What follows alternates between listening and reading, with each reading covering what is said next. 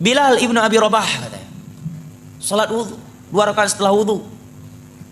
Buktinya ketika Nabi bertanya, wahai Bilal, aku mendengar suara teropakmu dalam surga, amalan apa yang kau lakukan? Dia menjawab, aku tidaklah berwudu kecuali aku salat 2 rakaat. Nah, ini boleh melakukan ibadah sebelum ada dalilnya, yang penting tujuannya baik.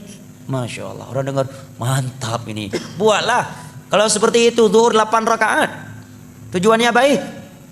Siapa yang bisa membawa ayat dan hadis bahwa ada larangan jangan salat zuhur, bunyinya jangan salat zuhur lebih 4 rakaat, saya kasih uang. Tapi kalau nggak bisa, Anda kasih uang balik. Itu namanya judi, nggak boleh. Ada untung rugi. Ya. Nggak ada kan larangan salat zuhur lebih dari 4 rakaat. Silakan buka 30 juz Al-Quran. Seluruh kitab hadis nggak ada. Yang ada perintah salat zuhur mengikuti Rasulullah, dan beliau nggak pernah lebih dari 4 rakaat. Adapun 2 hadis tadi, jawaban yang pertama, siapa bilang Nabi tidak menganjurkan salat wudu? Salat 2 rakaat setelah wudu. Dalam hadis Bukhari Muslim dari Utsman bin Affan, setelah beliau mempraktekkan sifat salat Nabi, ya kemudian beliau menyatakan, demikian aku melihat Rasulullah sallallahu alaihi wasallam berwudu. Setelah beliau berwudu, beliau menyatakan, man tawaddaa nahwa wudu'i hadza tsumma shalla rak'atayn la yuhadditsu nafsahu fihima illa ghufira lahu ma taqaddama min dzambihi. Nabi menyatakan, barang siapa yang berwudu seperti wuduku ini, kemudian dia salat 2 rakaat dengan khusyuk, tidak melalaikan dirinya dalam 2 rakaat tersebut, melainkan akan diampuni dosa-dosanya telah berlalu. Ini hadis. Dan Nabi udah salat dari semenjak di Mekah. Mungkin nggak Nabi salat di Mekah tanpa wudu? Hah? Subhanallah. Itulah kalau sudah hawa nafsu yang bermain, jemaah.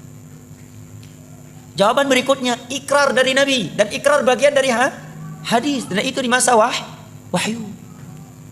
Adapun sahabat membaca Al-Ikhlas tadi karena beliau mengambil keumuman ayat Allah, faqra'u ma tayassara minal Qur'an, bacalah apa yang mudah dari Al-Qur'an dalam salat. Al-Ikhlas bagian dari salat Al-Qur'an. Lebih dari itu beliau melakukannya di zaman wahyu, di mana agama belum sempurna kecuali setelah Nabi diwafatkan, dan diikrarkan, dibenarkan oleh Rasulullah. Anda buat bidah ini, siapa yang mengikrar ya? Anda sahabat bukan, zaman wahyu bukan, yang mengikrarnya siapa? Rasulullah bukan, Abu Nawas iya. Ya kan? Ada juga yang mencari dalil untuk membolehkan bidah. Tuh, Umar menyatakan nikmatul bid'atu hadhihi. Masya Allah, ilmiahnya dengan tanda kutip. Sebaik-baik bidah, senikmat-nikmat bidah adalah ini, tatkala salat tarawih di masa beliau dikerjakan berjamaah. Jawaban kita, itu Umar. Pertama kita jawab, biar lebih telak lagi. Itu Umar, Anda Umar, tapi Umar akhir zaman. Satu. Kedua, Umar termasuk khulafa ar-rasyidin yang ada perintah dari Nabi untuk mengikuti sunnah mereka. 3. Apakah yang dikatakan oleh Umar itu sama sekali tidak ada di masa Nabi? Ada. Nabi sholat 3 malam berturut-turut tarawih berjamaah, kemudian beliau berhenti melakukannya karena khawatir akan diwajibkan kepada umat ini. Sekarang maulid, ada Umar katakan maulid nikmatul bidah hadhihi, sebaik-baik bidah adalah ini. Ada Nabi dan para sahabat di masa itu melakukan maulid walaupun cuma 2-3 kali, kemudian setelah itu kita kerjakan setiap tahun? Gak ada. Jauh sekali kiasnya. Jelas ya? Kemudian ada yang membawa dalil juga, Utsman bin Affan itu mengumpulkan Al-Quran 30 juz, masa Nabi kan belum ada. Berarti gak mesti setiap bidah yang gak ada di masa Nabi kalau kita lakukan bidah katanya. Jawabannya, itu Utsman Pak, Anda Utsman bukan, walaupun nama Bapak Utsman tapi Utsman akhir zaman. Kedua, Utsman khulafa ar-rasyidun yang ada perintah khusus dari Nabi untuk mengikuti sunnah mereka. Ketiga, perbuatan Utsman tersebut disaksikan oleh seluruh para sahabat Nabi dan seluruh kaum muslimin di masa itu, dan tidak ada yang mengingkarnya, semuanya sepakat. Itulah yang disebut dengan al-ijma' al-muntabit al-qat'i, yang wajib diikuti dan tidak boleh diselisihi. Bidah yang Anda lakukan ini ijma' enggak? Jangankan tingkat internasional, tingkat daerah aja enggak ijma'. Ya kan? Ya, jangankan tingkat internasional, tingkat daerah aja, tingkat kecamatan enggak ijma'. Gimana mau diikuti? Keempat, Utsman bin Affan melakukan hal tersebut, ini bentuk merealisasikan keumuman firman Allah, inna alaina jam'ahu wa qur'ana. Kelima, di masa Nabi sudah ada pengumpulan Al-Quran. Boleh mencontohi itu, hanya saya pengumpulan Al-Quran di masa Nabi tidak sempurna 30 juz dalam sebuah mushaf. Kenapa? Karena fasilitas masih terbatas, sehingga Al-Quran tertulis di lempengan-lempengan batu, ya, di lembaran-lembaran, di pelepah-pelepah kurma, di ke dada-dada manusia karena hafalan yang sangat banyak. Kemudian di parang Yamamah sekian para sahabat ahli Al-Quran, penghafal Al-Quran meninggal dunia. Kemudian juga dalam kejadian Bi'r Ma'unah 70 sahabat Nabi ahli Al-Quran meninggal dunia. Maka sebelum hilang maka beliau menulis. Jawaban yang keenam, bahwa Utsman bin Affan tidak menambah sebuah ayat yang belum pernah turun kepada Nabi dan tidak pernah mengurangi sebuah ayat yang telah turun kepada Nabi. Al-Quran yang beliau kumpulkan 30 juz itulah Al-Quran yang turun di masa Nabi. Jadi sisi mana ada pembaruannya? Jadi sisi mana ada pembaruannya?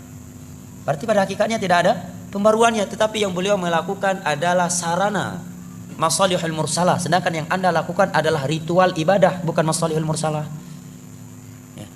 Kan alasan sebagian orang nggak apa-apa melakukan ibadah yang tidak ada tuntunan dalam agama selama tujuan kita baik, kedua selama tidak ada larangan katanya. Jadilah dalil-dalil di atas tadi. Maka itu jawabannya. Kalau ini kaedahnya dalam beragama, maka setiap menit akan keluar bidah baru, ibadah baru. Nggak percaya? Ada orang sholat subuh 4 rakaat. Oh ini hari Ahad nih lagi ada tabligh akbar subuh kali ini 4 rakaat aja lah. Kita lagi semangat ini. Nggak boleh Anda bilang bidah. Kenapa? Karena nggak ada larangan. Nggak ada larangan, jangan sholat subuh lebih dari 2 rakaat. Bawa ayatnya, hadisnya, nggak ada. Ya kan? Cuma yang ada dalam Islam subuh hanya 2 rakaat, tidak lebih. Nabi tidak pernah sholat subuh lebih dari 2 rakaat. Dan Allah memerintahkan kita untuk mengikuti Rasulullah dalam bab sholat. Nggak ada larangan jangan sholat subuh 2 rakaat. Kalau kaedahnya yang penting baik, selama tidak ada larangan maka boleh, berarti boleh sholat subuh lebih dari 2 rakaat karena nggak ada larangannya dan tujuan kita pun baik. Datang satu orang lagi mau masuk rumah baru, tahiyatul rumah dululah 2 rakaat. Nggak boleh larang. Kenapa? Tujuannya baik dan nggak ada larangan. Nggak ada ayat dan hadis yang berbunyi jangan sholat 2 rakaat ketika mau masuk rumah baru. Nggak ada. Ya kan? Yang satu lagi baru beli fortune baru, tahiyatul fortune dulu 2 rakaat lah.